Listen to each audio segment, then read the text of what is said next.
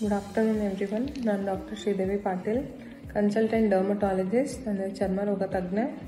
Practice ಮಾಡ್ತಿರೋದು doctor Patil skin clinic ಬಿಜಾಪುರಲ್ಲಿ. So ಇವತ್ತು ನಾನು ಮಾತಾಡಬೇಕಂತಿರೋದು ಡ್ರೈ ಸ್ಕಿನ್ ಮಾಯಿಶ್ಚರೈಸರ್ಸ್ ಬಗ್ಗೆ. ಸೊ ಮಾಯಿಶ್ಚರೈಸರ್ಸ್ ತಮಗೆಲ್ಲ ಗೊತ್ತಿರೋ ಥರ ನಾನು ಪ್ರತಿ ಪೇಷಂಟಿಗೆ ಪ್ರಿಸ್ಕ್ರೈಬ್ ಮಾಡ್ತೇನೆ.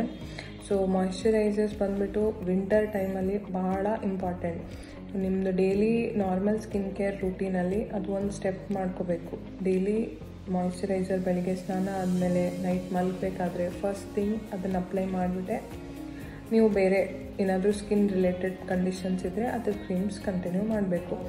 ಸೊ ಈಗ ಡ್ರೈ ಸ್ಕಿನ್ ಅಷ್ಟೇ ಇದ್ದವರಿಗೆ ಮಾಯಿಶ್ಚರೈಸರ್ಸ್ ಬೇಕು ಅಂತೇನಲ್ಲ. ನಾರ್ಮಲ್ ಸ್ಕಿನ್ ಇದ್ದರೂ ಕೂಡ ಡ್ರೈ ಸ್ಕಿನ್ ಇದ್ದರೂ ಕೂಡ ಎರಡಕ್ಕೂ ಬೆನಿಫಿಟ್ ಆಗುತ್ತೆ. ಸೊ ಡ್ರೈ ಸ್ಕಿನ್ನಿಂದ ಆಗೋ ಪೇನ್, ತುರಿಕೆ, ಉರಿಯೋದು ಅದೆಲ್ಲನೂ ಮಾಯಿಶ್ಚರೈಸರ್ಸ್ ಅಪ್ಲೈ ಮಾಡೋದ್ರಿಂದ ಕಡಿಮೆ ಆಗುತ್ತೆ.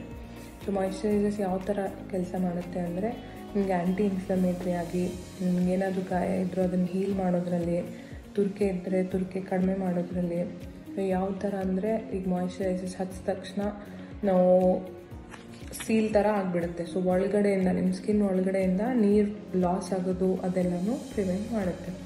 ಸೊ ಆದಷ್ಟು ಮಾಯಿಶ್ಚರೈಸರ್ಸ್ ವಿಂಟರ್ ಟೈಮಲ್ಲಿ ಕರೆಕ್ಟಾಗಿ ಯೂಸ್ ಮಾಡಿ. Thank you.